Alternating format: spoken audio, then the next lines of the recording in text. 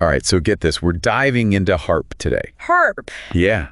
You know, the High Frequency Active Auroral Research Program. Oh, right, up in Alaska. That's the one. Turns out it's like a total magnet for conspiracy theories. Really? Oh, yeah. We're talking weather control, mind manipulation, like the whole shebang. Wow. I know, right?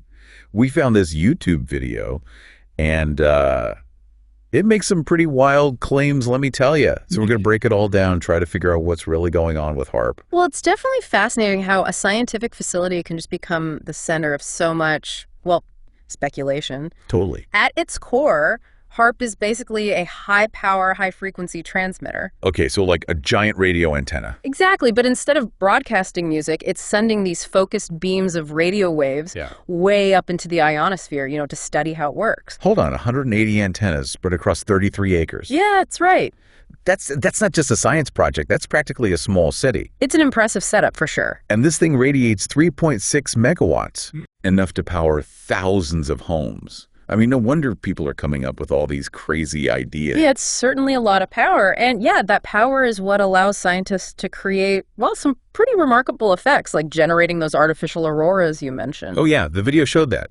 So they can make pretty lights in the sky. That's real. Oh, yeah, that's real. They managed to create a kind of faint but visible glow, pretty similar to the Northern Lights back in 2005, I think it was. Wow. Okay, so they can make pretty lights, but can they really trigger earthquakes? Earthquakes. This video claims HAARP caused the 2010 Haitian earthquake.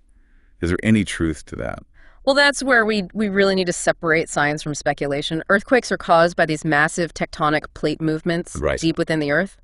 While we can study them, we certainly can't control them with an antenna array, no matter how powerful. The Haitian earthquake was a tragic natural disaster. It resulted from, well, a very well-documented slippage along a fault line.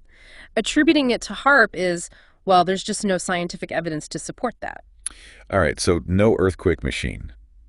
What about weather control? Can HAARP manipulate storms or create hurricanes? Hurricanes. That's what the video says. Well, weather patterns are incredibly complex. They're driven by, a whole bunch of factors like temperature, pressure, wind currents. We're simply not at a point where we can, manipulate those forces on a large scale. Okay. While HAARP can create small disturbances in the ionosphere, it's a far cry from controlling the weather. Right. This video also throws around some pretty wild ideas about mind control. Mind control. And even warping reality. Oh, wow.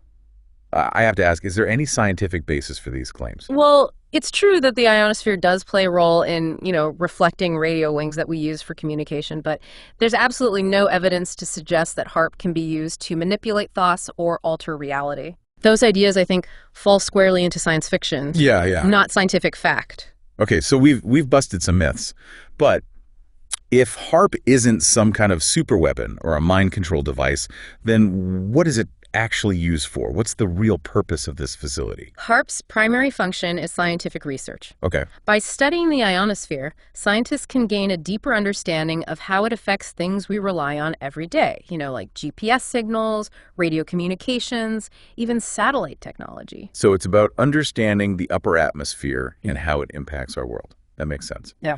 But the video also mentioned that HAARP was originally owned by the U.S. Air Force. Right. I can see why that might add fuel to the conspiracy fire. Well, it is true that HAARP was initially a joint project between the Air Force and the Navy. However, in 2015, ownership was transferred to the University of Alaska Fairbanks.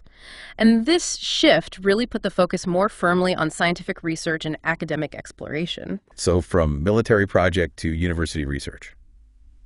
Interesting. But hang on, the video claims there's a whole network of these HAARP stations around the world. Is that right? Yeah, they even showed a map with supposed locations. Is that for real?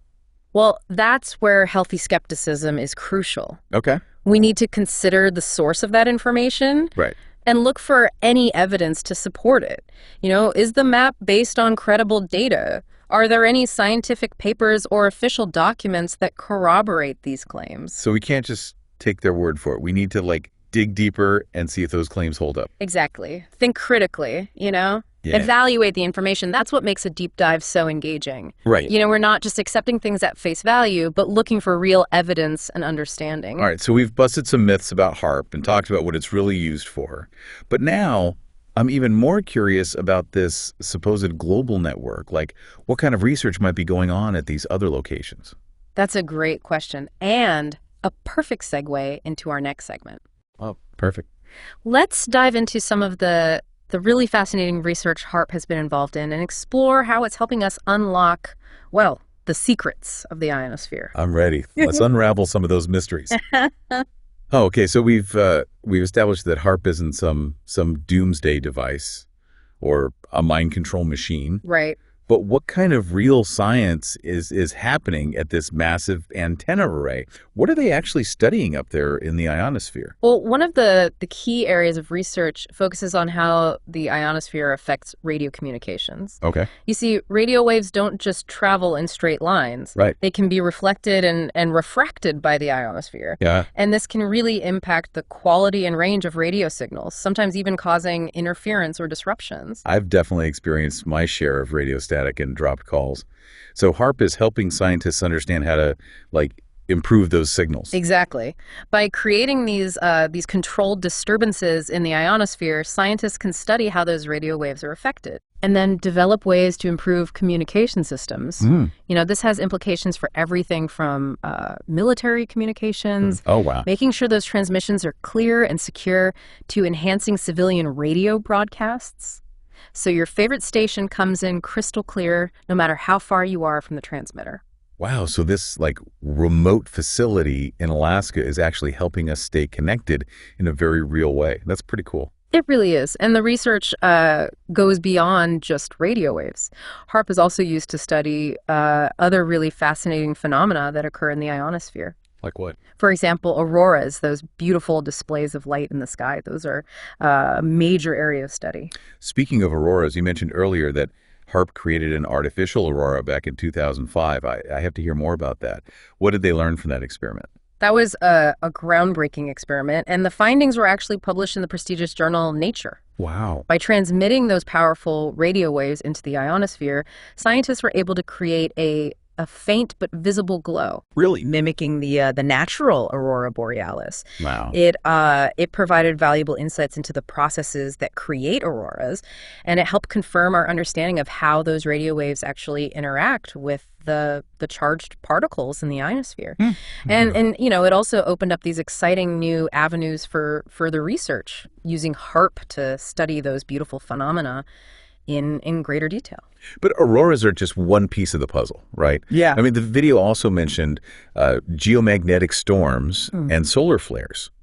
Those sound pretty intense. Yeah. How does HAARP help us understand and maybe even prepare for these events? Oh, those are definitely powerful events, and they can have significant impacts on our planet. Geomagnetic storms, they're caused by disturbances in the Earth's magnetic field. Okay. They can disrupt satellites, power grids, even GPS systems. Wrong. And then solar flares, those are those sudden bursts of energy from the sun. Right. They can also interfere with radio communications and cause all sorts of havoc with our technology. So HAARP is actually helping us protect ourselves from these potential threats from space. That's a far cry from the conspiracy theories about it causing these events. Precisely. HAARP acts as a sort of high-tech shield. It helps us understand and mitigate the risks associated with, well, what we call space weather. Space weather. Yeah. By creating these controlled disturbances, scientists can essentially simulate the effects of those natural events. Okay. And observe how they impact the ionosphere. This provides invaluable data for predicting space weather events and developing ways to protect our vulnerable infrastructure. It's amazing to think that we can study and even anticipate these events from space. It really highlights how interconnected everything is, from the sun to the Earth's atmosphere, even our technology down here on the ground. It's a fascinating web of interactions, and HAARP allows us to kind of unravel those connections and better understand our place in this vast cosmic system. Okay, so we've talked about radio waves, auroras, even space weather. Yeah. But I'm dying to know, what other cool stuff are they doing up there? I mean, wireless power beams, tractor beams. Come on, spill the beans. Well, while we might not have tractor beams just yet, there are some truly cutting edge research projects underway at HAARP. One particularly exciting area is exploring the potential for wireless power transmission. Wait, really? Like beaming energy wirelessly to remote locations? Yeah. Or even spacecraft? That sounds like something straight out of Star Trek. It might sound like science fiction, but it's a field of very real and active research. And HAARP, with its powerful transmitters and ability to manipulate the ionosphere, is an ideal tool for exploring this futuristic technology. Just imagine the possibilities. Powering remote villages without traditional power lines. Wow. Or even sending energy to spacecraft on deep space missions. That would be revolutionary. What other futuristic research is happening at HAARP? Another area of active research focuses on creating artificial plasma clouds in the ionosphere. Plasma clouds? Yeah. That sounds a bit ominous. Actually, they're quite harmless. These artificial plasma clouds allow scientists to study the effects of turbulence and other disturbances on radio waves. Okay. Which is, crucial for developing more resilient communication systems. Imagine a world where communication blackouts are a thing of the past. Wow. Even in the face of, major solar storms or other disruptions. So while HAARP may have attracted its share of wild speculation, it's actually a remarkable tool for scientific advancement and pushing the boundaries of what's possible. Absolutely. It's a testament to human ingenuity and our relentless pursuit of knowledge about the world around us. Right. From the depths of the Earth to the far reaches of space. And that's exactly what we're doing here today. Diving deep into the world of HAARP, exploring the mysteries it's helping us unravel. Now, remember that map showing a potential network of HAARP-like facilities around the world. That's still lingering in my mind. It's like a breadcrumb trail leading us down a rabbit hole of possibilities. And that's the spirit of a good deep dive. Yeah. It's about asking questions, exploring possibilities, and not being afraid to, challenge conventional thinking. But how do we separate fact from fiction when it comes to these kinds of claims? Where do we even begin to investigate something like this? I'm ready to put on my detective hat. Where do we start? Well, it all comes down to critical thinking and evidence. We need to look for credible sources, corroborating evidence, and independent verification. Does that map come from a reputable organization? Are there any scientific papers or government documents that support these claims? So it's about going beyond that initial video and looking for a network of supporting information. It's like building a case, right? Exactly. If these claims about a global network of HAARP-like facilities are true, there should be a paper trail, a web of evidence that leads to verifiable sources. We need to, scrutinize the information, check the sources, see if the pieces of the puzzle fit together. Okay, so we're on the case. We're looking for evidence for a paper trail that supports the claims of a global HAARP network. But what if that evidence is flimsy or non-existent? What if we hit a dead end? Well, that's always a possibility. Not every intriguing lead pans out. Right. And that's okay. It's part of the scientific process, being open to new ideas, but also being willing to discard them if they don't hold up to scrutiny. So we need to be discerning. We can't just accept everything we see or hear, especially in this age of information overload where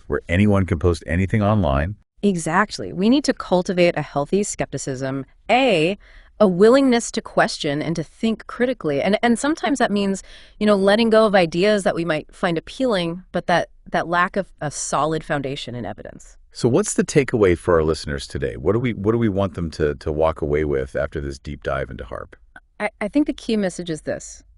Don't be afraid to question, to explore, and to dig deeper. The world is full of fascinating mysteries, but it's also full of misinformation. Right. By developing critical thinking skills and a healthy skepticism, we can navigate this landscape and arrive at a more informed understanding of the world around us. It's like we've given them a toolkit for exploring not just HAARP, but any topic that sparks their curiosity. Exactly. And sometimes the journey itself is just as rewarding as the destination. It's about the thrill of discovery, the excitement of exploring new ideas, and the satisfaction of expanding our knowledge. And who knows, maybe one of our listeners will be inspired to take this deep dive even further, to investigate those claims of a global HAARP network and uncover the truth, whatever it may be. Now, that would be an incredible follow-up. So to all our listeners out there, if you decide to embark on your own deep dive into HAARP, be sure to share your findings with us. We're always eager to learn more and to expand our collective understanding. Until then, keep questioning, keep exploring, keep diving deep. And never stop learning. There's always something new to discover. Thanks for joining us on this journey of discovery. We'll catch you on our next deep dive.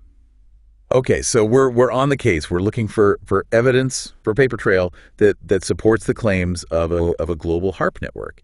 But what if that evidence is flimsy or non-existent? What if we hit a dead end? Well, that's always a possibility. Not every intriguing lead pans out, and that's okay. It's part of the scientific process, being open to new ideas, but also being willing to discard them if they don't hold up to scrutiny. So we need to be discerning. We can't just accept everything we see or hear, especially in this age of information overload where anyone can post anything online. Exactly. We need to cultivate a healthy skepticism, a willingness to question and to think critically.